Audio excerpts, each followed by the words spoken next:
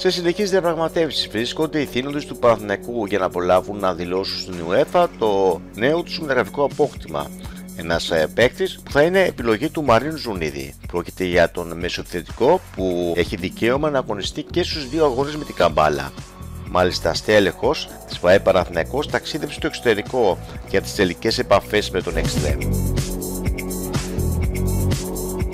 Μια ημέρα νωρίτερα ο Παναθηναϊκός συμφώνησε με τον Άρη για την απόκτηση του Σοκράτη Διούδη, που θα αποτελέσει το 5ο μεταγραφικό απόκτημα των Πρασίνων. Ο πρόεδρος της ΠΑΕ Άρης, Θεόδωρος Καρυπίδης, με τον διεθνή τερματοφύλακα βρέθηκαν στα γραφεία της ΠΑΕ Παναθηναϊκός και έδωσαν τα χέρια με τους ανθρώπους του τριφυλιού για τριετές συμβόλαιο έως το 2020.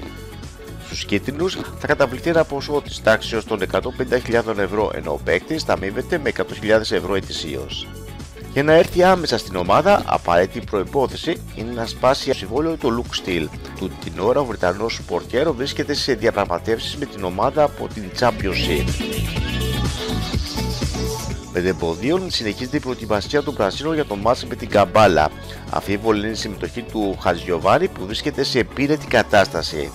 Η συμμετοχή του στην αυριανή αναμέτρηση θα κριθεί σήμερα. Ο προβληματισμός του Ζουνίδη έχει να κάνει με το γεγονός ότι ο Μπράιαν Καμπέσας παρουσιάζεται ανέτοιμος. Παρ' όλα αυτά, δοκίμασε τον 20χρονο από το Εκουαδόρ στην προπόνηση με τους βασικούς. Εναλλακτικά, αν δεν τα καταφέρει ο Χατζιωβάνης, ο Ζουνίδης σκέφτεται την επιλογή του Μόλις ή ακόμη και του Ζέκα, που πριν από 1,5 χρόνο αγωνιζόταν στον Παναθηναϊκό ως δεξιός χαφ.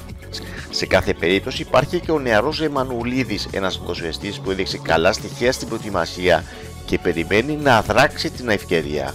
Θεραπεία και συντηρητικό πρόγραμμα ακολουθεί και ο Κουλιμπαλί, που αντιμετωπίζει πρόβλημα τραυματισμού, αλλά θα αγωνιστεί κανονικά κόντρα στους Αζέρους. Διαφάνες και Κουντρουμπής θα αποκλειστούν από την αποστολή, ενώ Στυλ και Στάικος ταλαιπωρούνται από Χασαντερίτιδα. Τέλος, ικανοποιημένοι είναι οι άνθρωποι του Παναθηναϊκού για την κίνηση στα εισιτήρια διαρκείας, αφού έχουν ήδη πουληθεί 3.100 κάρτες, φτάνοντας το 60% της περσινής περίοδου. Παναθηναϊκός. Εισιτήρια διαρκείας 2017-2018 από 110 ευρώ. Εσύ, εδώ.